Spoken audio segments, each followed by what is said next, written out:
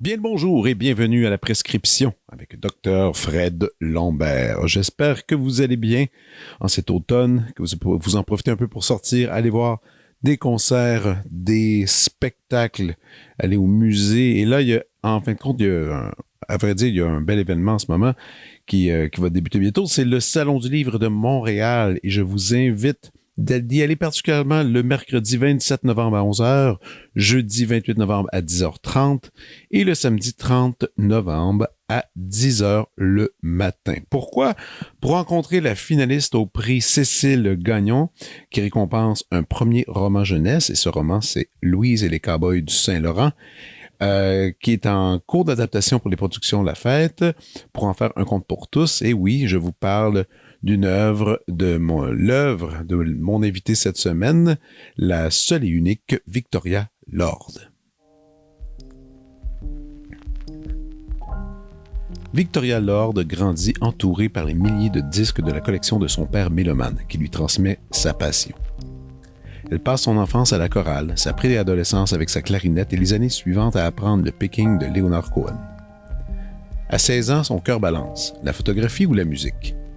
Elle choisira la première voie, étudiant au collège Jean de Brébeuf en communication et arts visuels, puis au cégep du Vieux-Montréal en photographie. Devenue retoucheur photo en 2006, la musique demeure néanmoins centrale au courant de sa vingtaine, que ce soit sous forme de pèlerinages musicaux aux États-Unis, comme disquaire ou lors de soirées DJ dans différents bars de Montréal. Un soir où elle officie aux platines du Cheval Blanc, elle fait la connaissance de Sonny Duval, qu'elle accompagnera par la suite sur scène comme choriste et guitariste aux quatre coins du Québec, en Louisiane et en Suisse, avant de se joindre au groupe de Marat Tremblay pour la tournée de l'album À la manière des anges. Elle est également membre du groupe country folk Jolly Jumper, avec lequel elle a fait paraître un EP en 2012. Son premier album solo, Cars Passing By, paraît en 2016 et cumule plus d'1 million d'écoutes sur Spotify. Victoria Lord bâtit maintenant son projet musical par cycle de quelques pièces en demandant à un ou une musicienne qu'elle admire d'en signer la réalisation. Ce qu'elle aime avant tout, c'est écrire des chansons et les voir prendre forme en studio entourée de gens talentueux. Elle collabore avec Amélie Manville pour 12 millions de fois et jusqu'au bout, alors que les joues de couleur fraise et vert la mer, parues toutes en 2023, ont été réalisées par Marat Tremblay. Bien que nouvellement venue comme autrice jeunesse, Victoria Lord écrit des histoires depuis plusieurs années. Son premier roman, Louise et les Cowboys du Saint-Laurent, destiné aux 8 à 12 ans, est paru en 2024 aux éditions Boréal, accompagné d'un mini-album de 4 chansons réalisées par Éric Boulet. Depuis, elle parcourt les salons du livre et les bibliothèques munies de sa guitare et de son gramophone pour partager sa passion pour la musique country. Voici ma conversation avec Victoria Lord.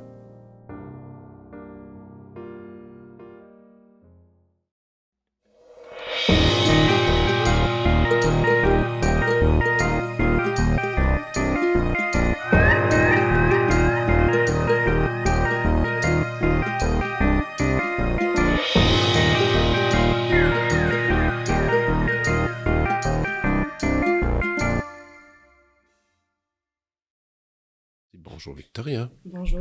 Et bienvenue à ce podcast, à ton premier officiellement. T'as jamais fait ça? Non. T'as fait un peu des petites entrevues radio ici et là, une fois de temps en temps. Ouais. Donc, cool. Alors, il y a plein de raisons de discuter ensemble. Étant donné là, on va être dans le futur un instant parce que je vais présenter sûrement cet épisode-là la semaine avant le Salon du Livre. Mm-hmm. Comme ça, peut-être qu'on peut tout de suite annoncer que tu vas être là-bas. Sais-tu par cœur un peu tes dates, pas tellement? Le mercredi, le jeudi, le samedi, les heures, okay. Je dirais que c'est 10 varie. heures, 10h30, 11h dans ces eaux-là. Mais, et à quelle table tu seras? Je vais être au stand de Boréal. De Boréal, carrément. Tu vas être là pour parler. Puis c'est le fun le Salon du Livre parce que c'est vraiment l'occasion de parler avec les gens, d'avoir un certain contact. et signer des petits autographes, puis tout ça. Sûrement tu fais des belles rencontres dans ces salons-là, sûrement. Oui, ben il y a beaucoup d'enfants qui viennent me voir parce que moi, j'apporte une sorte de gramophone que j'ai trouvé, Ah, OK. mais qui est comme Bluetooth. C'est comme une espèce de patente que j'ai OK. dénichée, qui joue à la fois des vinyles. C'est très décoratif, là. Je te dis que le son est Ouais. pas terrible, sauf que ben, ça montre l'objet. Tu sais, je peux montrer des vinyles aux enfants, comment ça c'est marche, cool, les ça. sillons, les ongles qui sont gravés. Puis aussi, je m'en sers dans les ateliers. Donc, tu sais, OK. je la porte, puis je peux faire jouer des extraits. Mais moi, je suis bien curieux il y a beaucoup à discuter aujourd'hui. Parce que là, j'ai pas terminé le livre. J'étais avec mes filles. On a parcouru à peu près la moitié du livre. On continue, on est dedans. Tu peux quand même me vendre des punchs. C'est pas grave. Parce que l'exercice qu'on fait, c'est que c'est ma plus vieille lit. La plus jeune lit déjà, mais c'est peut-être un peu plus con parce qu'elle a 7 ans. L'autre, elle a 10 ans. Mais elle est intéressée. Bon, les deux sont là. Puis moi, je supervise que les prononciations puis tout ça se font à la bonne place. Puis en même temps, j'écoute l'histoire. Puis à date, ça se passe super bien. Mais la chose étant que moi, je te connais quand même depuis longtemps. On s'est croisés il y a très longtemps. Et ici, je peux me permettre...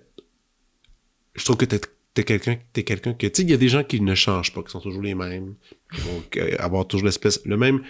Pas au-delà même du look, la personnalité, tout ça. Toi, t'es quelqu'un j'en reviens pas de ton parcours, de tous les trucs que t'as fait depuis qu'on s'est déjà rencontrés, tu sais, dans des parties ou quoi que ce soit, tu sais.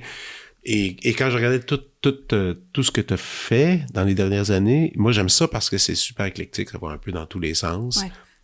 J'ai l'impression que c'est un peu instinctif, quelque part. Vraiment, dans tout ça. C'est assez spécial parce qu'il n'y avait rien de ça qui était vraiment planifié. Tu sais, moi, à la base, j'ai étudié en photo. Oui. Mais tu sais, plus jeune, j'ai fait de la musique aussi. Ben, t'as fait de la clarinette. Ouais. T'as fait du chant choral. Ouais. Mais toi, t'as grandi où, vraiment? T'étais moi, où? j'ai de la Rive-Sud. Rive-Sud, OK. Ouais, je viens de Saint-Lambert. Enfance tout à fait normale avec mes parents. Enfance très culturelle, en fait. Moi, j'ai pas fait de sport avant d'avoir 28 ans. Fait que, tu sais, mes parents, c'était des mélomanes, cinéphiles, ils lisaient beaucoup. Okay. J'ai vraiment grandi là-dedans. Puis, tu sais, j'ai essayé le piano. Puis la prof, elle avait dit à mes parents, je pense que vous perdez un peu votre argent parce que, tu sais, ça marche pas, là. Tu sais, je l'avais pas du tout. Puis finalement, ben ils m'ont inscrit à la chorale. Puis là, c'était l'ensemble vocal Art Québec. Je connais pas assez. Moi, je sais même chante pas si ça existe encore, okay. Mais c'était vraiment répertoire classique, des messes d'Haydn, on fait du Poulenc, on fait un paquet de... Donc, tu as développé ta lecture aussi, ta lecture des notes, oui, un peu à quand peu même. Près. Ben, avec la clarinette aussi. Oui, mais tu sais, clarinette, dans le fond, c'était quand même juste clé de sol. Ouais. Puis le chant, c'était quand même beaucoup du par cœur. Je m'en rends compte maintenant parce que je vois mon garçon qui apprend à jouer du piano. Ouais. Puis, tu sais, tout ce qui est main gauche, j'essaie moi aussi, en même temps, tout ce qui est main gauche, je l'ai pas pantoute, là. En tout cas. Fait que là, j'ai continué. C'est comme une coordination du cerveau qui est difficile à avoir, en tout cas. Oui. Ah, le piano, c'est difficile. Tu sais, je veux dire, même si moi, quand j'étais plus jeune, je me moquais du piano parce que je disais, ils l'ont facile, ils ont devant eux toutes les notes. Visuellement, ils savent vous mettre les doigts, alors qu'en violon, d'autres, on doit comme toujours les trouver. Mais quand j'ai commencé à suivre des cours de piano obligatoires à l'université en musique, parce qu'ils t'obligent à avoir une certaine base pour être capable de lire des partitions, là, j'ai compris toute l'ampleur de l'instrument, à quel point que ça peut être tellement difficile et complexe, et l'indépendance des deux mains, mais aussi la dépendance de chacun. Tu sais, c'est vraiment c'est surprenant. Là. Surtout, puis tu le vois encore plus avec un enfant, tu sais, qui essaie de faire des liens de comment marier ça ensemble. Oui, puis quand le tempo change, justement quand il passe avec des croches là, puis plus le rythme ici, c'est quelque chose. Moi, ça m'impressionne vraiment beaucoup. Mais bref, après j'ai commencé la clarinette, j'ai fait la chorale, mais la chorale, à un moment donné, j'ai mué, puis là, ils m'ont mis alto. Puis là, ils m'ont dit que j'étais malheureuse, parce que là, la mélodie, j'étais plus capable de faire du par cœur, si on veut. Puis des fois, on refaisait les mêmes œuvres. Fait que moi, mettons, la messe de Haydn que j'aimais, ben, il fallait que j'apprenne autre chose. Fait que ça me tentait moins.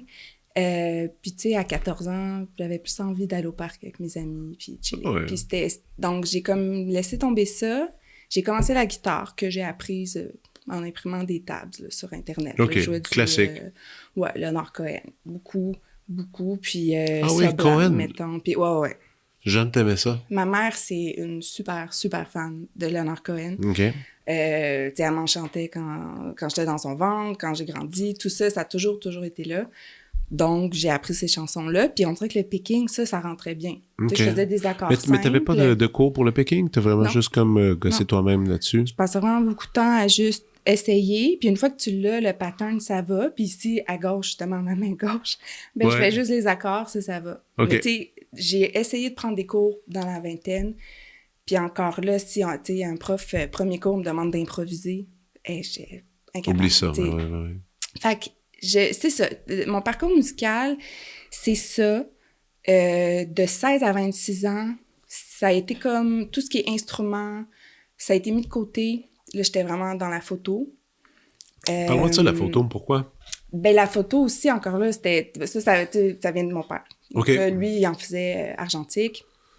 Il développait ses photos.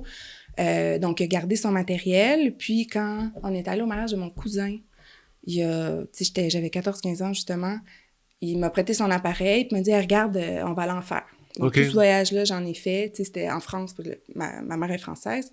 Ah, je savais pas. OK. Quelle région? Besançon. OK. Wow. Donc, je suis allée quand même souvent. Oui, c'est ça. Et en face de chez ma grand-mère, il y avait une usine abandonnée. OK. Fait que là, je suis allée faire des photos là, puis je pense qu'il y en a peut-être une sur le lot qui était correcte. Puis, tu sais, j'aimais tout ce qui était time life, photojournaliste. Oui. Donc, à un moment donné, je me suis dit, OK, je vais m'en aller là-dedans. Mes parents m'ont dit, ben, tu veux pas comme juste un peu plus large que la technique en photo en partant. Puis ils m'ont dit, ben, tu sais, pourquoi pas communication, art visuel, t'aimes ça. Et puis j'avais des copines qui allaient là aussi. Fait que je dis, OK, je vais aller là. Je suis allée à Brébeuf. Wow. Comme art visuel, mais l'affaire, c'est que je suis poche en dessin, là. Tu sais, genre, je dessine comme un enfant, là. Puis encore, mes garçons, ils dessinent mieux que moi, là. OK. Puis j'ai réussi à faire mes 2 années, là. Je faisais de la photo. J'ai demandé à ma prof d'art, peux-tu remettre des projets en photographique. Puis il y avait une petite chambre noire. Fait que j'allais tout le temps là. Puis finalement, vu que j'étais dessus, ben, à un moment donné, j'étais allée faire ma technique en photo. OK. Puis ça, c'est où qu'on fait une technique en photo aussi? Au Vieux. Au Vieux, c'est au Vieux. Il y a à Matane. Ah oui, à Matane, ça, je me souviens que ça existait. OK. Et, tu sais, au privé, c'était à Marsan, je pense, à l'époque. Mais tu sais... Il coûtait très cher. Oui, vraiment. Mais c'était très contingenté, le Vieux. On dirait que là, c'est des programmes qui sont moins populaires, mais tu sais, à cette époque-là, moins populaire simplement parce que maintenant, les jeunes peuvent tellement s'arranger par eux-mêmes avec la photo, puis ils sont rendus bons, là. Ça s'est démocratisé. Oui, vraiment, complètement. Puis juste YouTube, juste quelqu'un qui est intéressé à la photo. Moi, j'ai un ami qui est directeur photo, il n'est jamais allé à l'école. Il a juste regardé des tutoriels sur YouTube, puis il est devenu super bon. C'est fou, là, tu sais. Ben, tu sais, la cohorte où j'étais, on a fait moitié argentique, moitié numérique. OK. Et les profs, on le voyait qu'ils apprenaient un peu en même temps que nous. C'était vraiment au moment où le passage se faisait. Ouais. Les caméras numériques, tu sais, c'était quand même un peu... c'est une drôle de bébé. Il y en a qui refusaient ça. Puis il y en a une gang de photographes qui ne voulaient pas faire le passage. Puis, tu sais, en ce moment, il y a tout le parallèle qu'on peut faire avec l'intelligence artificielle. Ah non, complètement. Puis, tu sais, en plus, je trouve que c'est encore... Le parallèle, je le trouve intéressant que tu le fasses parce que tout ce qui est des photos fausses, artificielles, qu'on pourrait dire, existe depuis très longtemps maintenant. Là. Des photos modifiées, retouchées, fausses. C'est quelque chose qui existe depuis tellement longtemps. Puis je trouve que c'est un beau portrait de ce qui s'en vient justement avec l'intelligence artificielle. Le faux du vrai va devenir très, très difficile à noter. Là, ben, c'est ça l'affaire, c'est que... Tu sais, comme suite à mes études, moi, je me suis mise à travailler un peu en photo, puis assez vite, j'ai réalisé que je voulais faire de la retouche photo. Oui. Je préférais ça vraiment au métier de photographe. Quand j'ai vu c'était quoi, mettons, des journées d'un photographe en pub. Explique-moi retouche, parce que je sais que c'est dans ta bio, retoucheur. Ouais. Ça implique quoi? Il y a quelques logiciels, tu rentres les photos là-dedans, puis après, c'est quoi? Tu les nettoies? Dans le fond, moi, je fais pas mal que du Photoshop. Okay. Donc, les photographes vont m'engager, vont m'envoyer des photos. Tu sais, pendant 8 ans, j'ai fait de la mode. J'ai vraiment commencé, au cégep, je tripais photos de mode, puis après, c'est là-dedans que je me suis lancée. Donc, je recevais les photos, puis tu sais, c'est de faire les corrections qu'on demande. Donc, si le client, il dit « Ah, ben regarde, j'aime pas comment le pantalon tombe », ben là, c'était d'aller prendre une autre photo où le pantalon tombait mieux, de changer la jambe. C'est complètement fou, Tu sais, mon Dieu, des rides. J'en ai enlevé des boutons, des poils, des... Mais comment tu te sens par rapport à ça? Ah, ben j'ai eu vraiment une écœurante à un moment donné, là, après 8 ans. OK. J'ai beaucoup travaillé aussi. Ça a été des années où les photographes pour qui je travaillais, il y en avait une qui était vraiment workaholic. Donc, elle me donnait énormément de travail. Mais tu sais, pour une journée de shoot, moi, des fois, j'en avais comme pour 2 semaines de travail. Puis elle travaillait tout le temps. Puis là, j'avais du mal à dire non. Donc là, tu sais... Ouais, t'es prise un peu là-dedans, là. Ouais. Ça a été assez intense. Puis à un moment donné, j'ai frappé un mur, là. J'étais comme... je retouchais des maillots de bain, là, des filles en maillot de bain, puis j'étais zoomée dans une aisselle ou une repousse de moustache, je sais pas quoi. J'étais en train comme d'épiler les poils, puis j'étais comme, mon Dieu, ça n'a pas de bon sens. J'ai vraiment fait, non, faut... Puis du jour au lendemain, j'ai comme un peu arrêté de travailler avec les photographes, dont une en particulier, parce que j'en pouvais plus. Puis par la suite, je me suis comme reconstruite plus en pub. En pub. Et maintenant, je fais de la pub, beaucoup culinaire, des produits. Photo encore? Ouais. Mais que tu retouches pas cette fois. Tu retouches encore? OK, tu ne fais que retoucher. Ça fait 19 ans que je fais ça, ça fait longtemps. Là. Je suis sortie du cégep, puis peut-être... Peut-être qu'on sent moins mal de retoucher de la nourriture que de l'humain. Tu sais, des canettes de Bobby, j'en fais beaucoup. Beaucoup des canettes, tu sais, un de mes clients, il fait du craft dinner, mettons, j'ai fait ça. OK. L'année passée, tu regarderas les nouvelles boîtes de craft dinner, je les ai retouchées. OK. OK. Beaucoup de... Ou les rendre pour avoir le plus beau bleu possible sur ça. Les jaunes pétants. Ouais, les ronds des nouilles. Pour que chaque nouille soit parfaite. C'est complètement sorti. Mais c'est ça, tu sais, oui, par rapport à la mode, puis au corps des femmes, au fait de vieillir, à un moment donné, tu sais, j'avais vraiment un malaise à force de... Surtout quand tu vois des personnalités publiques qui se prononcent pour la diversité, puis le fait de bien vieillir, puis d'être à l'aise, puis qui demandent qu'on enlève 30 ans, tu sais. C'est ça, mais il y a un clash complètement fou là-dessus. Puis, en plus, avec... T'es-tu très réseaux sociaux, toi? Pas tant. Là, t'es présente pour ce qu'il faut, là. C'est ça. Mais tu sais, c'est comme même moi, en ce moment, souvent, je voudrais juste me dépluguer de tout ça parce que ça... Vraiment, je trouve que c'est encore pire qu'avant, puis surtout Instagram. Tu sais, Instagram, où est-ce que c'est, justement, ce n'est que de la photo, là, finalement. Puis ça me sidère à quel point je pensais, tu sais, on l'a eu, cette discussion-là, il me semble, quand j'étais au cégep, déjà, on en parlait, on disait, tu sais, faut accepter le vieillissement tel qu'on est, tout ça. Puis déjà, on sait, dans les cours de sciences humaines, fallait qu'on allait acheter des magazines de mode, puis on les amenait, puis on les critiquait sévèrement sur l'image que ça donnait de la femme, puis tout ça. Puis aujourd'hui, c'est exposant. On dirait que finalement, on n'a pas réussi à avoir vraiment cette conversation-là. C'est comme c'est une défaite quelque part, tu sais. Puis même là, en ce moment, c'est quoi? C'est hier, j'ai écouté un film avec ma blonde de Substance, je sais pas si tu l'as-tu vu? Avec Demi Moore? Ouais, le nouveau film. Oui, c'est bon. C'est super bon. Mais en même temps, c'est bon. Puis c'est un peu grotesque parce que c'est super cliché sur vieillir, rajeunir, puis le jeu entre les deux, puis c'est tout ça sur un format de science-fiction qui n'a pas de bon sens, un peu dégueulasse aussi, là, on va le dire, là, il y a du sang, puis tout ça à faire. Mais tout le long, on regardait ça, puis on disait, OK, ouais, hyper-sexualisation, tu sais, on dirait qu'on se demandait, on se disait, est-ce qu'on va s'en sortir réellement de ça? Parce que moi, en plus, j'ai 2 jeunes filles, tu sais, je regarde ça, je me dis, je le sais pas. Je sais pas si on va réellement être capable de passer à un autre chapitre. Je sais pas. Puis je sais même pas c'est quoi la solution. Que ce soit par la valorisation, par des modèles. Mais comme tu dis, même les modèles, eux autres veulent pas trop avoir l'air vieux non plus. Mais tu sais, c'est comme complexe un peu, tu sais. N'importe qui est dans le regard public va être encore plus sévère avec son apparence. Et là, on est de plus en plus nombreuses à se mettre en scène dans le regard public aussi, tu sais. Absolument. Veux pas. Donc, avant, c'était dans les magazines, t'avais des personnalités. Là, chacune peut se mettre en scène, mais évidemment, va montrer juste le beau côté. Oui, il y en a qui montrent, regarde de quoi j'ai l'air ce matin. Puis écoute, mais pas tant, tu sais. Mais même, comment ça s'appelle, la journée sans maquillage, là, qu'ils font, tu sais. Bah, c'est cool. Mais même là, des fois, je me dis, j'ai l'impression qu'ils ont retouché aussi l'image, tu sais. Sans maquillage, je me dis, c'est quoi qu'on trace là-dessus exactement, tu sais, je sais pas réellement, là, où est-ce qu'on se... Mais en tout cas. Mais tu sais, tu sens-tu que ta fille de 10 ans, tu sais, j'imagine pas sur Instagram, mais tu sais, est-ce que, avec ses amis de filles, est-ce que tu sens comme un attrait vers...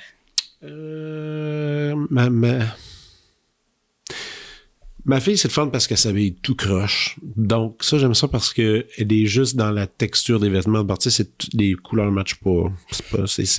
Mais elle est confortable. La seule affaire, qui est vraiment gossante, puis ça fait déjà 1 an ou 2, c'est les cheveux, c'est la peignure. Elle ne peut pas tolérer de partir mal peignée. Puis ça, c'est arrivé à un moment donné tout seul. Mais c'est encore, j'ai envie d'associer ça au confort. Ça va les attacher. Elle fait, ah non, j'ai une couette qui dépasse, ça me dérange. Puis elle va se regarder. Puis là, évidemment, pour que les cheveux se placent, il faut que tu prennes un miroir. Puis ça, j'haïs ça. Parce qu'elle passe du temps dessus, puis en regardant les cheveux, elle regarde autre chose, elle se regarde, nanana. Puis là, elle a dit, son corps est en train de se transformer un peu tranquillement, et etc. Bon, là, tu sais, je regarde ça. En même temps, elle n'est pas encore critique de dire ce qui est beau et laid. Tu sais, elle veut... Ben oui, elle est capable de le dire pour elle. Elle va faire, mes cheveux sont pas beaux dans ce moment. Mais c'est juste les cheveux, c'est pas les looks. Les looks, ça, elle s'en contrefiche, tu sais.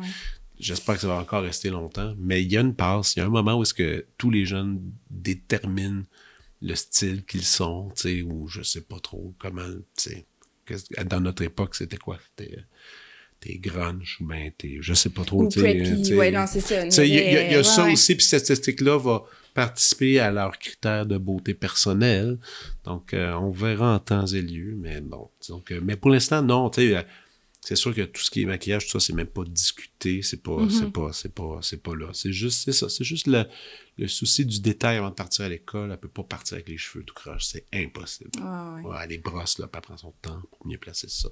Bon. Donc, toi, moi, j'ai 2 garçons. 2 garçons, c'est une autre game. Oui, c'est autre chose. C'est un autre univers. Ben, c'est un peu plus jeune aussi. Il va avoir, Thomas va avoir 8 ans, puis Antoine 6 ans. OK, ouais. Moi, c'est 10 et 7, donc tu sais, c'est un... Non, écoute, on va y aller avec des... Oui, il y a des stéréotypes. Il y a certaines affaires avec les petites filles. C'est comme ça. Je veux dire, ça a toujours été que je pitch 2 cahiers à colorier, des crayons, j'ai 2 heures de silence quand même. Là. Bon, c'est pas... c'est ça. Non, moi, ça bouge en ce moment. Là.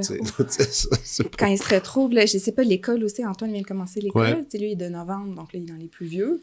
Sauf que, tu sais, il revient, là, brûlé, puis... Ben oui, c'est très tough en ce moment. Puis pleurer pour, tu sais, vraiment pour pas... Tu sais, c'est juste, c'était quoi, là? Des montagnes. Des détails, puis là, toute sa journée, elle ressort. Ça, c'est plus jeune? Ouais, là, ça j'avoue que ça, en ce moment, c'est plus tough. Mais le plus vieux, lui, il doit quand même gérer un peu plus. Ouais, ben de tempérament aussi, il est quand même plus égal. Aimes-tu les routines, eux autres? Les routines, oui. Moi, c'est comme... le festival de la routine, maintenant. Ah oui. Moi, ma plus vieille, elle revient, elle fait son journal intime, elle va écrire un peu. Après, elle fait son Duolingo parce qu'elle veut s'améliorer en espagnol et en anglais parce qu'elle aime l'espagnol. Après, elle fait 15 minutes de tricot parce qu'elle a un gros projet pour faire un foulard. Okay. Et là, après, elle fait ses devoirs. Puis, tu sais, c'est tout calculé, là. Tac, tac, elle rentre, tu dis rien, elle part, elle fait ses affaires. Super rangé. Puis là, elle a oublié de faire un des trucs, ça la dérange, on va le refaire. Bon, c'est full routinier ici. Là. Puis c'est pas quelque chose, dans le fond, que vous avez comme mis en place ou je pense, non, comme ça? Non, c'est vraiment, je pense que le prof à l'école est vraiment doué là-dessus, puis il a réussi à transmettre ça pour tout. Donc là, elle valorise les longs projets, comme justement le projet d'apprendre une langue. C'est super bon. Puis nous, il y a une tablette, mais juste avec une application, cette application pour apprendre les langues, ça marche merveilleusement bien. Bon, c'est comme drôle, c'est comme ça, ils font leur petite routine, tu dis rien, puis c'est déjà j'ai le temps de faire à manger tranquillement. Ouais. Ah non, moi, c'est le chaos, là. C'est pas ça, c'est pas ça. Mais ils peuvent jouer... Ils jouent bien ensemble, ils ont juste 2 ans. Ils arrivent à s'installer, ils ont 2 ans de différence, ils s'installent pour jouer jusqu'à temps que là, ça pète. Ouais. Bon, mais je pense qu'il y a des petites querelles aussi, évidemment. Tout le monde s'acharne un peu. Là, mais tout ça, là, on tourne dans plein de sujets. Mais oui, mais parlons des enfants, parce que c'est quand même un rapport. Moi, je veux savoir comment... Est-ce que c'est tes enfants qui t'ont donné le goût à la littérature jeunesse, ou c'était... déjà quelque chose qui vaguait, qui était là au loin, parce que je sais que le livre, il est paru en 2024, ça fait pas longtemps, hein? Oui.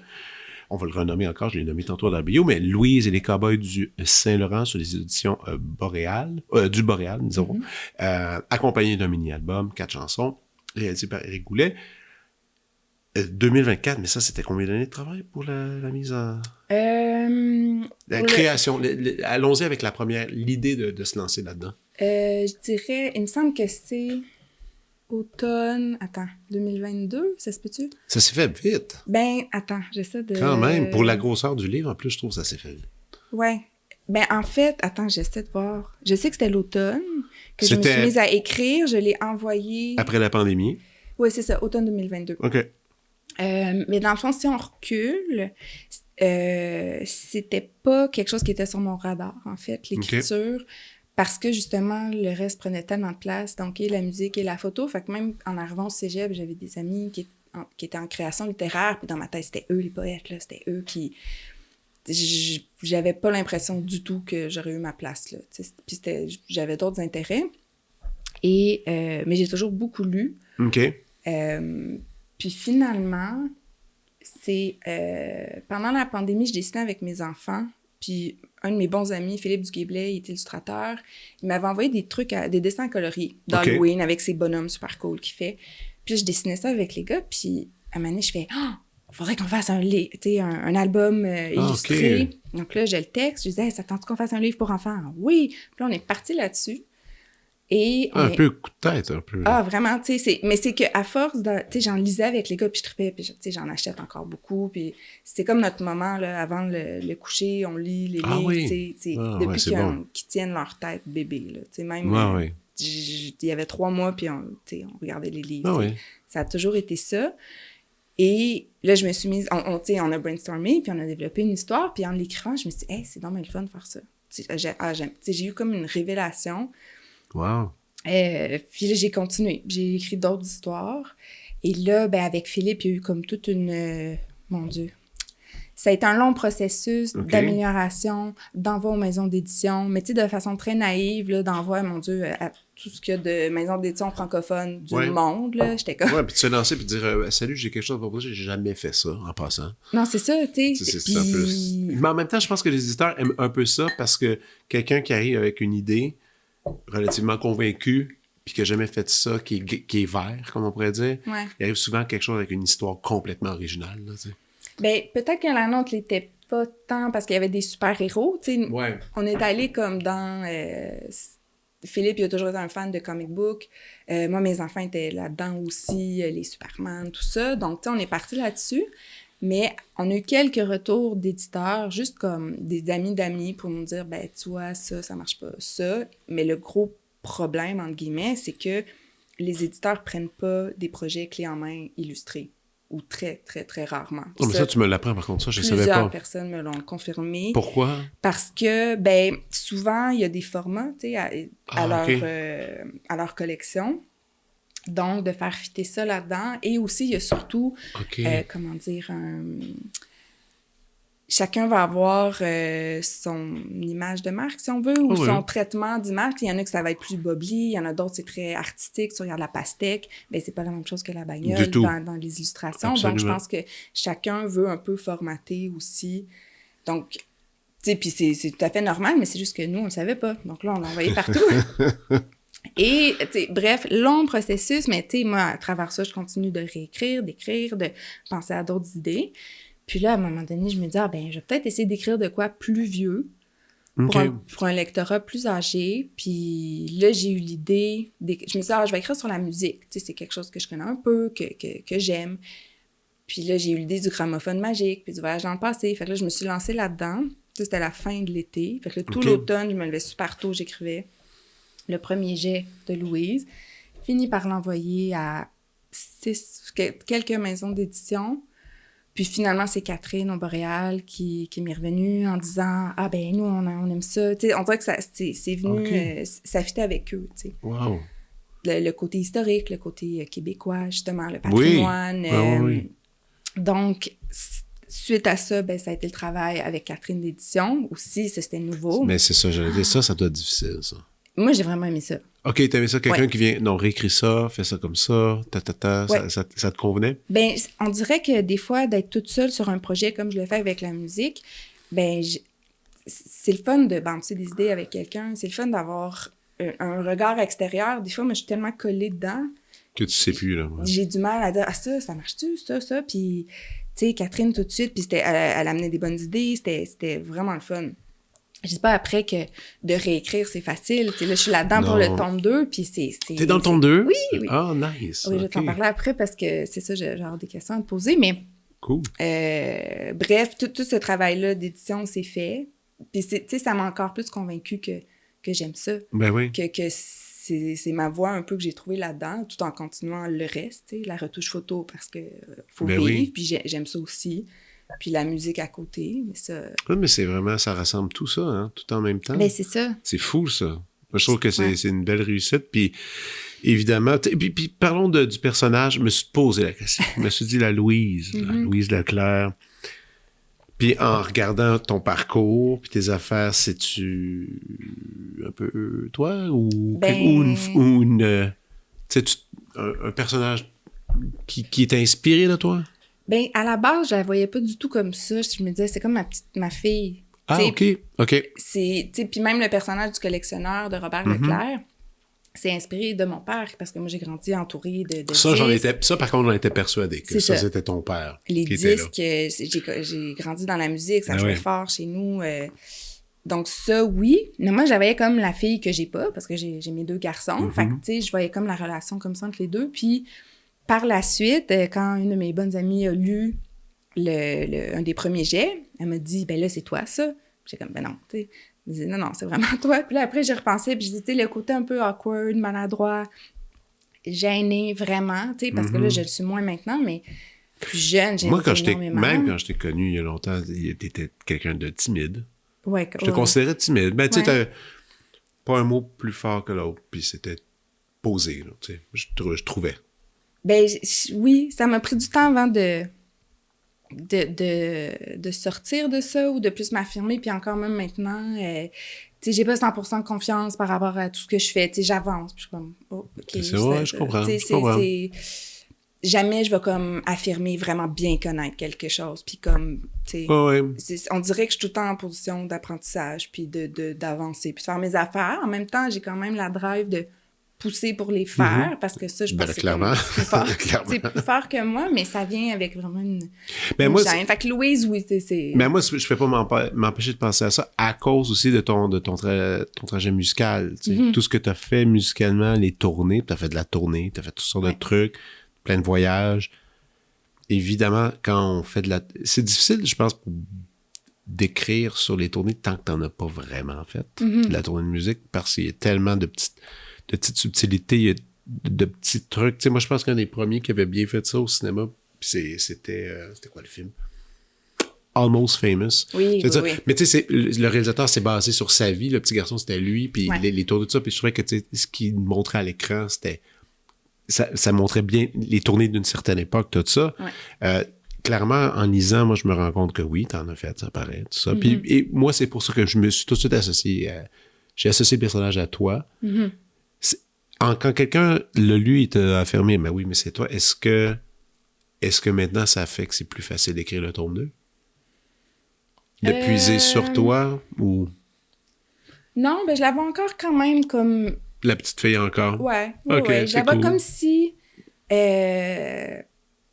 comme si j'avais eu un parcours différent, si on veut, tu sais, parce que, tu sais, j'ai parlé de mes parents, puis de leur côté vraiment très mélomane et tout ça. Mais c'est pas des créateurs. J'ai pas eu... C'était des amateurs. Oui, c'est ça, mais à un niveau vraiment élevé, puis vraiment passionné. Sauf que, ils étaient pas dans la création. Puis tu sais, là, je le vois avec des enfants, mettons, qui étaient à la garderie, avec mes enfants dont les parents sont des créateurs, ou... C'est différent de se faire dire quand tu grandis, exprime-toi, puis pas que mes parents le faisaient pas, mais dans le sens que quelqu'un qui a grandi toujours dans la création va peut-être être plus facilement porté vers ça, alors que moi, c'est arrivé beaucoup plus tard de me dire « Ah, j'en ai besoin, j'ai envie de faire ça. » OK. Ah, mais c'est bon, ça. Ouais. On peut peut-être tout de suite nommer les bonnes nouvelles entourant tout ce projet, parce que dernièrement, tu es en nomination pour un prix, si j'ai bien compris. Oui. Est-ce qu'on peut le nommer? Attends, je pense que Cécile Gagnon. Oui. Et ça, c'est pour... Peux-tu l'expliquer, ce prix-là? Parce que moi, je ne connais pas les prix littéraires. Je pense que c'est l'Association des écrivains jeunesse du Québec qui remet un prix pour un premier roman jeunesse. OK. Donc là, tu es considéré pour ça et je présume que tu vas avoir des nouvelles de ça. Je pense que la remise, c'est au Salon du Livre. Donc, le samedi carrément. Du Salon du Livre en après-midi. Ah, OK, cool. Puis là, ça va être on va regarder ça. On va regarder un œil là-dessus. Et aussi, tu disais, Louise, au cinéma, il y a la fête, les fameux films qu'on a vus tous quand on était petits. La fête, mais c'était Opération Beurre de Pinot, tout ça. Non, c'était pas toute cette gang-là, je pense. La Gare des Tucs, tout ça. Qui est relancé, justement, pour les Contes pour tous. On finalement acquis les droits cinématographiques de ça. Ça, c'est complètement... C'est fou. C'est débile. C'est hallucinant. Mais là, en même temps, on ne sait pas ce qui va se passer avec la suite des choses, nécessairement, je présume. Tu sais à quel point c'est tough faire des films, puis à quel point c'est un long processus. Donc, tu sais, pour le moment, là, je l'ai comme annoncé parce que, oui, tu sais, ça fait depuis le début de l'été, je pense que les droits ont... Tu sais, ça a été aussi un... j'ai eu des rencontres, il y avait d'autres boîtes de prod qui étaient intéressées. C'est complètement débile. Tu sais, encore là, c'est un milieu que je connais pas. J'arrive tellement... Des fois, je me trouve un peu comme Candide, où j'arrive, puis là... j'avais des rencontres, puis on dirait que des fois, je mesurais pas tout ce que ça pouvait impliquer. Fait que, oui, je posais des questions, mais... Puis là, par la suite, évidemment, tu sais, je pouvais pas dire non au Conte pour tous. Ça m'a vraiment forgé comme enfant, comme personne. Ben, nous tous, hein. Puis même encore, tu sais, je sais pas toi, moi, j'ai le coffret des Contes pour tous. Je les ressors, puis je les fais jouer à mes filles. Mes filles adorent ça. Tu sais, ça fonctionne à fond. Là, ça vieillit bien, c'est fou, hein? Mais tu sais, c'est surtout que le plaisir de... En tout cas, à un moment donné, tes enfants, bientôt, je sais pas, ils sont peut-être pas rendus là. Bientôt, ça va venir. Moi, mes enfants, maintenant, refusent les dessins animés. OK. Ils veulent voir des humains. Puis à un moment donné, voir des humains, ça veut dire aussi voir des enfants, voir des humains comme eux à l'écran. Puis ces films-là, c'est ça. Oui, là, tu vois des jeunes qui jouent, puis qui vivent des trucs, puis c'est tellement trippant, tu sais. Moi, donc, et surtout avec ton projet, il y a potentiel à faire quelque chose de pas pire, que ce soit un film ou même une série ou peu importe. Puis il y a vraiment un gros potentiel de fun. Est-ce que c'est cette nouvelle-là qui t'a amené à faire une suite? Est-ce que tu savais qu'elle allait avoir une suite? La suite, ça fait longtemps que... C'est déjà réfléchi? Oui. Mais il y a plusieurs décisions que j'ai prises en écrivant le tome 1. Tu sais, le fait qu'il arrive sur une pochette. Oui. Je me suis dit, si je fais arriver Louise tout le temps dans un studio d'enregistrement, c'est plate. Oui. Moi, je le voyais vraiment comme un projet où tome 2, ben, c'est un style musical. Puis tome 3... C'est comme ça que tu le vois encore? Ah oui, c'est ça. Le tome 2, c'est musique classique. Non, c'est ça, je vais t'en reparler, parce que j'ai des questions, mais... c'est bien cool, ça. Ouais. Donc, je le voyais déjà comme ça. Donc, j'ai pris ces décisions-là. Puis je sais, tome 3, je sais où je m'en vais à peu près aussi. Puis après, on verra si je continue, parce qu'il y a l'engin aussi, les raisons d'aller dans le passé, il y a beaucoup de péripéties. Est-ce qu'à un moment donné, ils prennent ce risque-là tout le temps? Mais... mais ça fonctionne. Écoute, je dis que stylistiquement, il y a tellement à faire avec la musique. Classique, il y en aura beaucoup. Ça, on pourra en parler off-micro, je présume. Mais pour tes questions, mais non, c'est... Ah, OK, j'avais pas pensé que tu avais dessiné ça comme ça dans ta tête. Je pensais que tu allais rester plus dans l'univers numéro 1 du livre. Ah, non. Non, tu sais, puis oui, j'aime beaucoup la musique country, mais j'avais envie d'explorer d'autres styles aussi. Puis la musique classique, je pense que ça peut paraître pas hermétique pour des jeunes, mais c'est peut-être pas le style de musique qu'ils écoutent le plus non plus. Fait que là, c'est d'essayer d'amener ça. C'est fou parce que moi, tu sais, là, je fais beaucoup d'orchestre aussi, puis là, en étant à l'orchestre, moi, j'ai des fois des petits billets de faveur, tout ça, puis là, j'ai commencé à m'en proposer à des amis de mon âge, c'est-à-dire du monde dans la quarantaine. Puis c'est le fun parce que c'est tout du monde qui en ont pas vraiment beaucoup vu, ou du moins pas tant. Puis là, eux autres, même de dire je pense que je suis rendu là. Ouais. Ça, c'est intéressant d'entendre ça parce que puis souvent on l'associe au vieillissement. On va dire, quand on regarde une salle, musique classique, ben, c'est souvent des personnes âgées. Puis c'est vrai qu'il y a une certaine paix, mais ça brasse aussi sur le stage. Là, tu vas avoir une symphonie de Beethoven, ça brasse, mais il y a comme une... Je pense que si t'es quelqu'un qui a écouté beaucoup de musique toute ta vie, à un moment donné, quand tu arrives à la musique classique, tu te dis, OK, je m'y essaie, là, je vais essayer de voir c'est quoi. Ça peut être super le fun, tu sais. Ça peut être vraiment trippant de mettre les oreilles dans des espèces de gros chefs-d'œuvre, justement. Puis quand on parle d'aller dans le passé, c'est vraiment le cas, là. Tu vas loin dans les 200, 250 ans, 300 ans, du gros répertoire, tu sais. C'est le fun. Mais écoute, ton personnage de Louise, elle va être formidable dans tout ça. avec... parlons un peu d'écriture, étant donné, comme tu dis tantôt, j'ai jamais fait ça, je me suis lancé là-dessus. C'était quoi ta technique pour écrire? Tu faisais des splits ou tu faisais un petit 2 pages par jour pendant 2 mois ou c'était vraiment juste quand tu pouvais? Quand je pouvais. C'est juste quand tu pouvais, je me levais hein? comme à 5 heures du matin. Puis là, j'en faisais comme assise dans mon sofa, dans un cahier rayé, là, à la main. À la main? Oui. Mais non, mais ça j'ai compris pourquoi après. Mais je trouve que ça va plus vite. Fait que là, j'écrivais comme ça, mais vraiment sans m'arrêter pour faire des belles phrases à chaque fois. Vraiment juste comme ça. Puis ensuite, Tu transcrivais. Ouais. Puis là, c'était sur ma tablette au début parce que j'avais pas encore acheté de laptop. Tu sais, moi, j'ai une grosse tour pour faire du Photoshop. Donc, j'ai pas de laptop parce que j'ai une espèce de Rolls-Royce. OK. Donc, je faisais ça à la tablette. Là, j'ai tout retapé. Puis en retapant, ben là, je retravaillais. Puis ensuite, je retravaillais une autre fois. Donc, tu sais, puis encore maintenant, c'est un peu... Pour le tome 2, j'ai fait ça aussi. Tu sais, des fois, je vais dans des cafés, j'écris. Ouais. Donc, tu as des carnets avec toi que tu traînes. Ouais. Tout le temps. Je l'ai j'ai dans mon stack. Puis, tu sais, il y a comme, c'est en 3 parties. Fait que pour la recherche, ben, je mets ma recherche dans comme une section. Wow, OK. Mais tu vois, j'adore ça parce que c'est autodidacte là-dessus. Tu t'es créé ton modèle, ta façon de fonctionner, qui est efficace, puis ça fonctionne. Parce que, évidemment, tout ça, c'est un projet de cœur, c'est un projet d'amour. Tu sais, ce livre-là, c'est pas ça qui te fait vivre, là, évidemment. Tu sais, les gens s'imaginent tellement de choses. Ouais. Les gens font, t'es publié, hey, ça va bien. Non, c'est ça, c'est pas du tout ça, là. C'est le fun de le faire, mais c'est ça, comme c'est en dehors de tes heures de travail qui sont justement retoucheurs. Retoucheurs ou retoucheuses? Parce que avant, je disais retoucheuse, puis on dirait que les mots en euse, je sais pas, j'aime moins ça. Okay. Parce que quand j'ai lu retoucheur, et moi aussi, j'aime bien ça. C'est cool. Parlons de musique country. Oui. Parce que tu disais, j'aime, ben, tu sais, Es-tu fan de musique country? Je me le demandais parce que dans mes suggestions, j'en ai mis parce que je savais pas si c'était le genre. C'est une bonne question. Fan de musique country, c'est parce que je trouve que le country est maintenant un mot un peu étrange, tu sais, parce que c'est rendu... j'ai de la misère à le définir aujourd'hui, le country. C'est très vaste. C'est rendu très vaste, tu sais. Moi, j'aime la musique à texte, puis j'aime des trucs, des accompagnements subtils et pas trop chargés musicalement. Okay. Donc, si on m'écoute là-dessus, c'est sûr que j'aime avec podcast, que j'aime Bob Dylan, j'aime Leonard Cohen. C'est pas du country, mais il y a un habillage ça peut, qui a une similitude, ce qui fait que quand j'écoute du country, quand on m'en propose, je suis très ouvert à ça parce que je trouve que c'est plus facile à écouter parce que il y a rien qui... Mais ce que j'aime du country, tout comme les autres artistes que j'ai nommés auparavant, c'est que je peux absorber le texte dès que ça commence. Contrairement à toutes les autres affaires. J'écoute du hip-hop, puis il faut que j'aille chercher la pochette, il faut que j'aille chercher les mots pour comprendre la citation. Puis, OK, dis ce mot-là, je ne l'avais pas compris.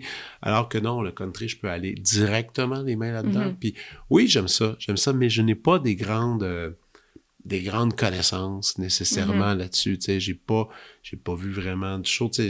Ouais, c'est ça. Je sais pas trop comment expérimenter. Puis je suis pas capable de nommer tant de monde, à part que... Est-ce que Patrick Normand, c'est encore du country? Oui. Bon, évidemment. Bon, ben son émission, je l'écoutais. Je trouvais ça le fun, tu sais. Mais tu sais, puis lui, c'était un gars super talentueux que j'ai croisé une couple de fois, puis superbe musicien, tu sais. Mais je connais pas les nouvelles figures du country. Je connais un peu les figures du country américain, mais pas tant québécois. Il y en a. Je le sais qu'il y en a. Mais tu sais, il y en a pas tant que ça non plus. Parce qu'encore là, tu as différents courants. En fait, tout ce qui est plus pop en ce moment qui revient est le bro country et la version plus pop. Ouais. Tu sais, Alex Berger. Tu sais, oui, lui. Moi, je l'adore. Là. Moi, j'adore Alex. Puis il est venu ici au podcast, puis on a eu du fun, puis on a jasé. Mais tu sais, lui-même, il parlait de tout pas le scandale, mais presque comment la communauté l'acceptait pas super gros, puis qui avait été jugé par rapport à ça. Puis lui, il dit, moi, il dit juste pris un style. Je fais juste ce que j'aime dans l'esthétique et dans les sonorités de.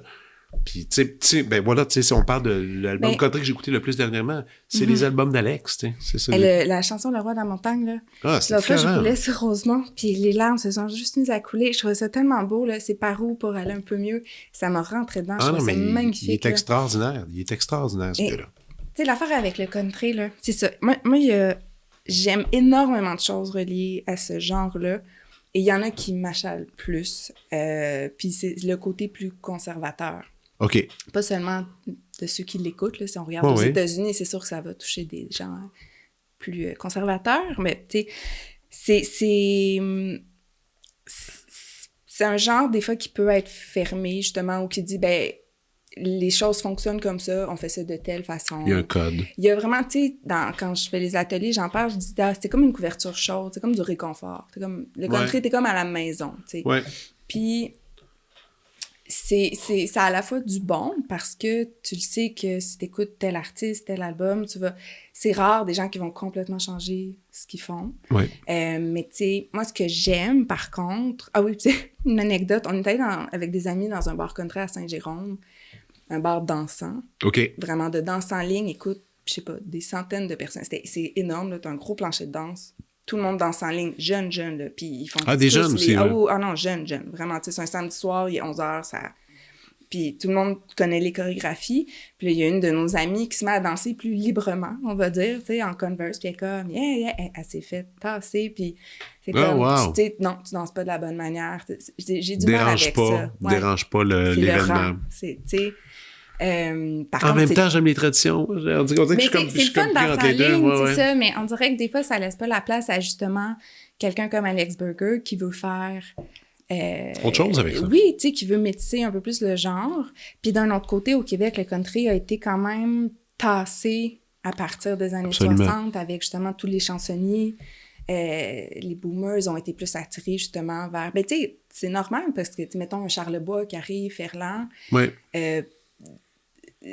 Les gens se sont mis à valoriser ça beaucoup plus, puis à tasser ce qui était plus populaire. Donc là, tu sais, le Grand D a comme... Le country a poursuivi en marge. Donc peut-être qu'eux aussi n'aiment pas ça voir quelqu'un de l'extérieur qui arrive et qui veut faire. Oui. En tout cas, bref. Mais ce que j'aime, surtout, moi, c'est les harmonies vocales. Dans le country. Dans le country. Dans beaucoup de styles musicaux, mais... C'est ça qui vient me chercher, puis l'instrumentation, le pedal steel. Tu sais, il y en a avec podcast, ben oui, c'est ça, ces sonorités-là qui sont super charmantes, tu sais. Ça va être dans l'instrumentation, les histoires, puis c'est un style assez simple en apparence, mais qui fait que j'ai pu réussir à écrire des chansons à 3 accords. Je comprends. Ça m'a comme amené justement à me dire, c'est un style qui tu sais, c'est 3 accords et la vérité. Est-ce que les premières compos musicales, c'était vraiment dans le style? Ouais, c'était avec Jolly Jumper. C'était Jolly Jumper, qui était le premier projet créatif musical. Ouais. OK, parfait. Qui n'était pas de piquer des trucs, guitare, puis j'ai commencé à écrire des chansons. OK. Puis c'était... Là, ça n'existe plus parce que là, c'est ton projet à toi que tu as fait, projet solo maintenant. Puis je me souviens que quand ça avait sorti, dernièrement, tu avais ressorti des nouveaux trucs. Puis je disais, il vient quand le prochain album? Tu as dit, finalement, moi, ça va être plus une fois de temps en temps, je vais sortir des trucs. Pourquoi tu veux faire ça de même, exactement? Au lieu de faire d'officialiser le tout avec un EP ou un album complet, tu sais. C'est vraiment une question de temps, d'énergie et d'argent, en fait. Vu que je suis autoproduite, j'ai pas de machine en arrière qui pousse. J'essaie de demander des subventions, mais vu que j'ai pas d'équipe, mettons une éducation, c'est difficile. Puis à un moment, je me suis dit, mais mon Dieu, le temps que je mets là-dedans, je vais juste le mettre à développer mes trucs. Puis tu sais, le fait d'avoir des chansons sur Sirius... ça l'a aidé. Ça fait des sous qui ont payé les autres chansons après, qui ont fait que j'ai pu produire. Fait que, tu sais, je fais ma petite affaire comme ça, mais un album en même temps... Mais je suis surpris qu'il n'y ait pas quelqu'un qui est venu te chercher, une compagnie, pour dire, hey, on essaye, on investit un peu là-dessus. Je sais pas. Peut-être que je suis trop éparpillée. Peut-être que je suis trop... justement, tu sais, je fais pas ça non plus. Je fais pas de show. C'est... Tu sais, je sais pas, j'ai juste continué ma petite affaire. Ta petite affaire pour toi, là. Ouais. Puis là, de sortir les chansons avec le tome 1... Ouais. Ben ça, j'ai trouvé ça chouette aussi parce que j'ai renoué plus avec le country, vraiment comme ce qu'on faisait avec Jolly Jumper. Ben oui, non, c'est ça. Avec Eric. Ça, c'est le fun. Ouais. Ça, c'est... Et t'as travaillé, tu sais, je sais que t'as joué avec Sonny Duval, t'as joué avec Mara. Tu collabores encore avec Mara, je pense? Mara a réalisé 2 de mes chansons. 2 de tes chansons. Est-ce qu'il y a d'autres gens avec qui tu souhaites travailler? Y a-tu une suite en ce moment que tu es en train de mettre un peu d'énergie là-dedans ou c'est en pause? J'ai commencé à tâter le terrain. pour le tome 2, en fait. Là, c'est sûr que je mets beaucoup d'énergie liée au livre de Louise. Oui. Puis aussi, le fait... Tu sais, j'ai des vieilles chansons, mais on dirait qu'elles sont moins... Pas dans mon actualité. Je sais pas comment le dire, mais tu sais, j'ai des chansons de peine d'amour ou des vieilles chansons que j'ai écrites justement dans ma vingtaine, puis je me dis, je pourrais les sortir, mais on dirait que ça a moins rapport, alors que celles que j'ai sorties dans les dernières années, tu sais, comme Les joues couleur de fraise sur Mes garçons, on dirait que ça résonne plus. Fait que je pense qu'à un moment donné, je vais me mettre à écrire sur quelque chose, puis là, je vais avoir envie de les sortir, puis je verrai avec, tu sais, quelle collaboratrice, collaborateur, tu sais, que tu as envie, là. Il y en a vraiment beaucoup. Ah non, et puis il y en a beaucoup ici, là, au Québec, c'est assez impressionnant. On est rendu au moment que je voudrais entendre ta prescription. Est-ce que tu es prête? Oui, je suis prête. Ah ouais, OK. Pas de calepin, pas rien, tout est dans la tête. C'est rare, ça. Attends. En 145 épisodes, t'es la deuxième personne qui fait ça. Ah, ben là, je peux sortir mon téléphone, mais je m'en rappelle. Je m'en rappelle à peu près. Alors, là, vu que je savais pas trop si t'étais into la musique country, je me suis dit, j'ai un groupe à te suggérer. En fait, dans les dernières années, j'ai quand même l'impression d'avoir découvert beaucoup moins de musique que dans ma vingtaine, alors que j'ai l'impression quand même d'en découvrir moins, mais je te dirais que les deux artistes que j'ai le plus écoutés, c'est The Daylands et Big Thief. Big Thief, je sais quoi, mais l'autre, je sais pas c'est quoi. Peux-tu me répéter c'est quoi? The Daylands, donc D-E-S-L-O-N-D-E-S. C'est un groupe de New Orleans qui est établi là-bas et qui fait... Je trouve qu'il rassemble tout ce qu'il y a de meilleur dans la musique southern. Vraiment, là, ça touche. Il y a un côté rock, soul, gospel, blues, country, c'est folk, c'est tellement bon. Puis, dans le fond, il y a une... Je me rappelle pas que ça fait au moins une dizaine d'années, il y avait un article dans American Songwriter sur la scène country de New Orleans. Et là, je lis ça, puis il parlait de Hurry for the Riff Raff, puis de ces deux artistes-là, mettons, Riley Downing puis Sam Doors, avaient un projet. Donc là, je me suis mis à écouter ça, puis j'ai vraiment adoré, puis je les ai suivis depuis, puis à un moment donné, ils ont fusionné pour devenir The Daylands.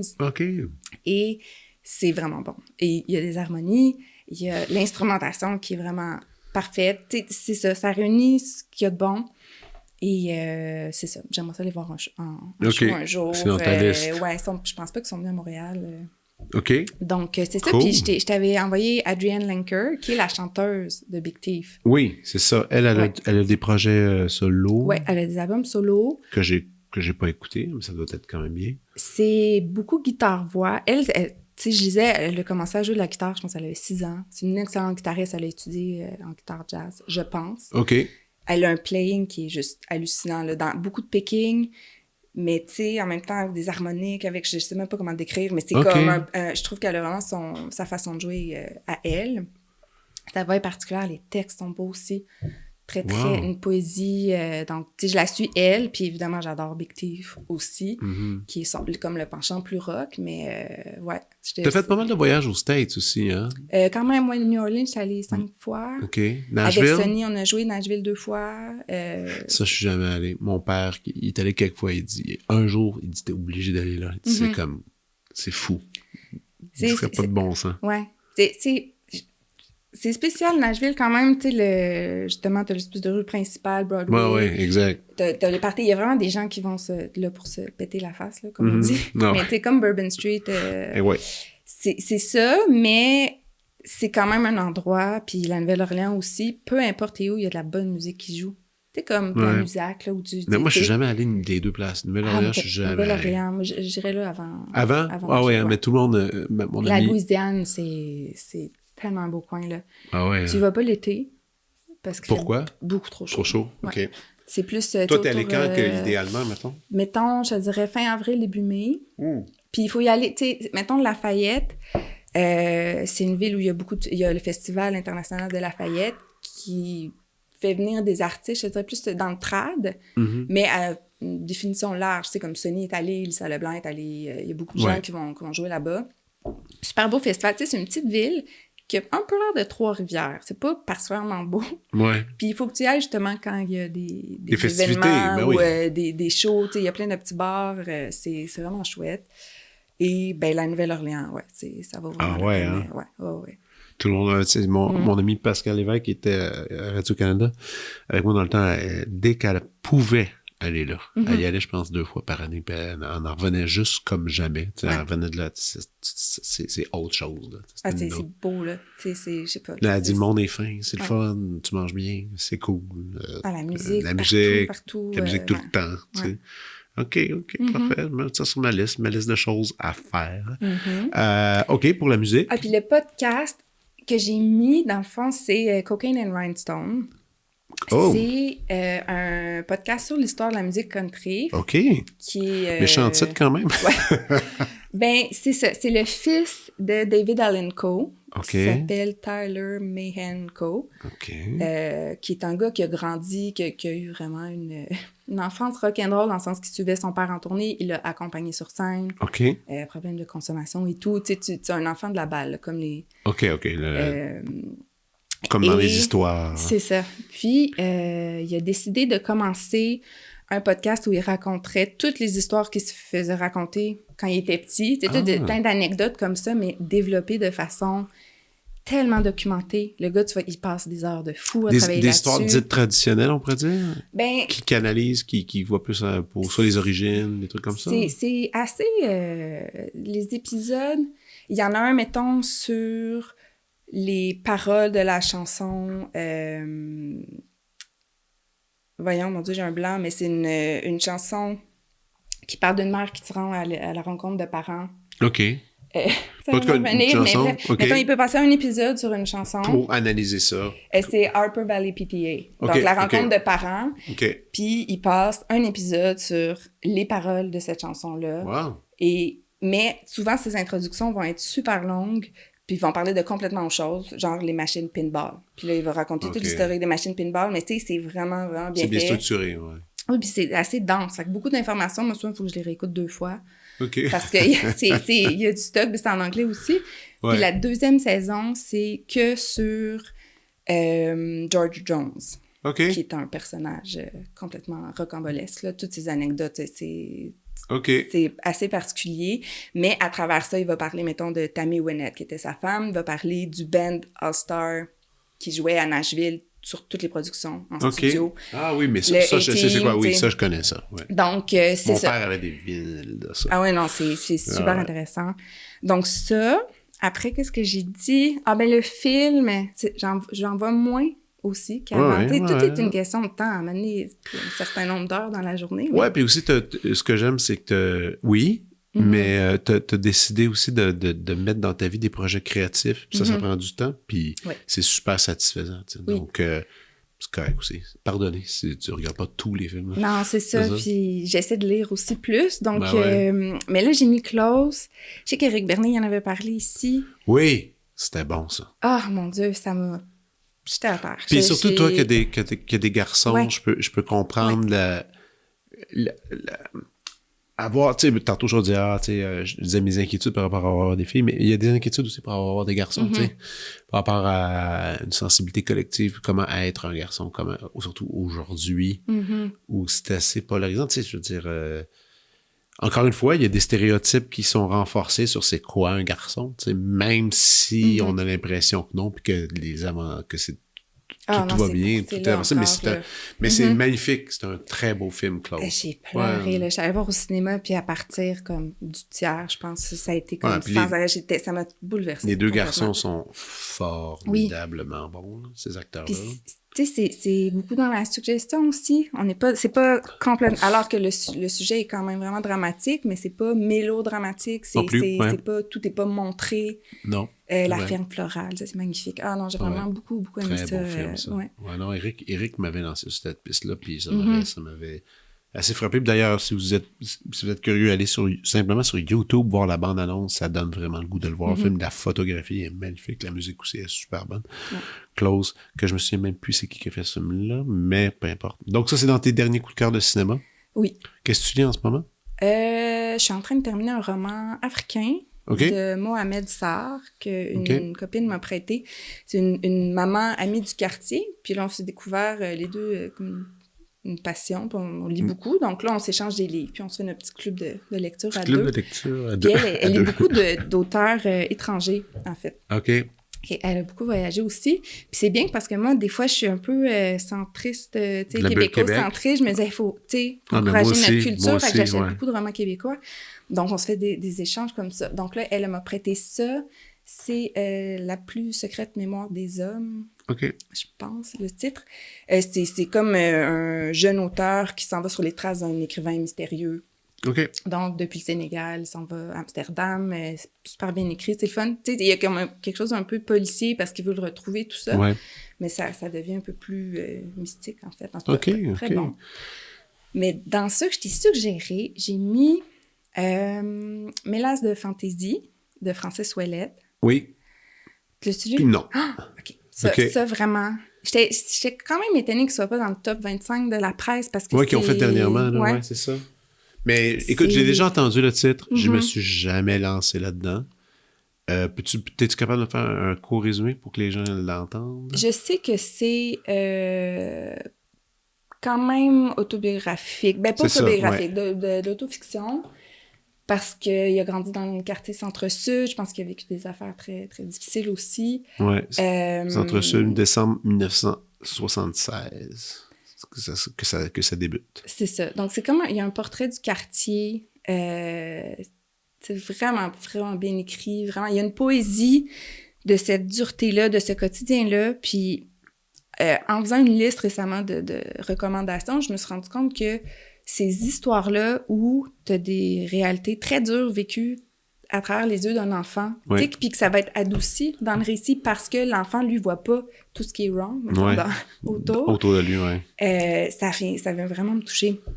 Donc, tu sais, j'ai mis celui-là, puis, exemple, Lullabies for Little Criminals de Heather O'Neill, qui est son premier. C'était ça aussi, tu sais, c'était la jeune qui grandit dans un milieu, t'as le père, je pense, qui est rhénomane, tout ça, mais elle voit, tu sais... Elle voit pas nécessairement, elle voit pas, non, tu sais, puis... Ces romans-là vont beaucoup me toucher. Puis Profession du père de Sorge Chalandon, qui est un auteur français. Le père était complètement mythomane. Il pensait toujours que c'était la guerre d'Algérie. Puis il faisait faire des espèces de commandos à son fils, tout ça. Donc, tu sais, t'as une espèce d'histoire assez space. OK. Puis c'est cool. C'est ça, cet auteur-là. J'ai lu aussi récemment L'Enragé. Et ça, je te l'ai mis dans la liste. L'enragé de... Sorge Chalandon. Ah oui, OK. J'ai pas... Je pense qu'il s'appelle Georges, puis qu'il l'a mis à l'envers, Sorge Chalandon. C'est son dernier. C'est une espèce de centre de réforme pour garçons qui existait il y a très, très longtemps sur une île, donc près de la France. OK. Genre, une espèce de prison pour enfants, entre guillemets. Donc là, je pense que... Écoute, je me rappelle plus, mais je pense que c'est dans les années... entre 20 et 40, je vais dire. Ouais. Mais ça fait quand même assez longtemps. Et dans le fond, j'ai lu que l'auteur est tombé sur un fait divers qui disait qu'il y avait eu une émeute une nuit dans cette prison, dans un genre d'Alcatraz, mettons, pour enfants. Puis, il y a comme une cinquantaine d'enfants qui se sont échappés. Et ils sont tous revenus sauf un. Puis là, lui s'est dit, qu'est-ce qui est arrivé à cet enfant-là? Puis il est parti là-dessus, puis il a fait ce récit-là. Donc, c'est pas arrivé pour vrai, sauf que c'est parti de l'élément. J'ai trouvé ça génial. Puis le livre, il y a une violence là-dedans dans le livre, mais c'est très punché, un style très percutant, très petites phrases. Puis, ça, j'ai vraiment beaucoup aimé ce roman-là. J'aime quand même les œuvres assez rough. Ouais, je me suis rendu compte, justement, en échangeant avec... avec mon ami de mon club de lecture, mon duo de lecture, puis c'est vrai, on dirait que ça, je sais pas, ça m'attire ces œuvres-là d'être... OK, ça fait dur un peu. Ouais, je sais pas pourquoi. Même quand on est une personne douce, on va dans l'opposé un peu. Oui, puis qu'il y a eu une enfance, tout ce qui est plus normal. C'est ça, disons que toutes les émissions sur Netflix de crime story, real story, c'est 75% c'est des femmes qui écoutent ça. Des femmes qui ont des belles vies, mais qui... Le true crime, ça true crime, c'est plus des femmes qui écoutent ça que des hommes. OK. Pourquoi? Je sais pas. Parce que ça sublime une certaine... Je sais pas. Je sais pas. Moi, ça m'effraie. Moi, je peux me... D'ailleurs, ma blonde a une bien plus grande tolérance. Moi, après 5 minutes, quand je commence à savoir c'est quoi les crimes qu'ils ont fait, je dis, allez me coucher. Ah ouais, hein? Ah non, je peux pas tolérer. Non. Maintenant que je suis père, on dirait que non, je suis pas capable d'écouter ces trucs-là. Ça me perturbe bien raide. Encore plus, sur Netflix, maintenant, c'est presque, tu sais, c'est la célébration de tous ces êtres cruels, là, tu sais, il y a quelque chose de... Puis ils font bien, tu sais, ils font vraiment bien, tu sais, quand ils ont fait, c'est-tu American Murder Story, je sais pas trop, puis ils ont fait O.J. Simpson, ils ont fait Versace, l'assassination de Versace, c'est tellement, c'est mieux qu'un film, là, c'est des séries, mais c'est tellement bien foutu, puis t'embarques, puis là, tu fais... Je suis en train de passer 8 heures à être fasciné par un tueur, il me semble que j'ai d'autres choses à faire. Ouais, mais c'est vrai qu'il y a une glorification de... Un peu étrange. Tu sais, comme Mindhunters. Mais j'avoue que j'aime ça. C'est super bon! Oui, c'est bon. Mindhunters, c'est que c'est cinématographiquement intéressant. Oui. Puis, mais ça demeure que là, c'est quoi? C'est les 2 frères qui ont tué leurs parents. Là, c'est de la grosse affaire, ça, en ce moment, sur Netflix. Ça pogne full. Là. C'est une vraie histoire des années 80. Les 2 frères, pas jumeaux, qui ont assassiné leurs parents, puis ils ont réussi à s'en sortir pendant un bout de faker que c'était pas eux, puis finalement, c'était eux. Mais là, t'écoutes ça, puis t'es comme, oh, mon Dieu, je suis vraiment... Moi, moi, avant, j'adorais ça, là, peut-être vieillir, c'est autre chose. Mais donc, oui, littérature dure. Oui, quand même, oui. C'est ça qui est... Je lis autre chose aussi, mais on dirait que c'est ces romans-là qui vont me marquer ou que je vais suggérer. Et tout ça pour accoucher d'un livre tout doux, tout beau, tout gentil pour les 8 à 12. Bref, on vient de voir au salon du livre, on va acheter ton livre. On suit les aventures peut-être cinématographiques de ce projet. Il y a un tome 2, il y a des nouvelles chansons, il y a plein d'affaires. On peut te suivre. Tu as une page, Victoria Lord sur Facebook dans le camp pour te suivre. Instagram aussi? Oui. Ouais, ou c'est Instagram, parfait. Alors voilà, sur ce, merci beaucoup. Merci à toi. À bientôt. Vous venez d'écouter La Prescription avec Dr. Fred Lambert. À l'animation, Frédéric Lambert. Réalisation, montage, recherche et bons conseils, Olivier Chamberlain. Au logo, Joël Vaudreuil. La musique, le groupe Crabe. Jérôme Minière, Philippe B., Ben Chimie, Guillaume Beaulieu et Vincent Vertefeuille. Merci d'avoir été à l'écoute et à bientôt.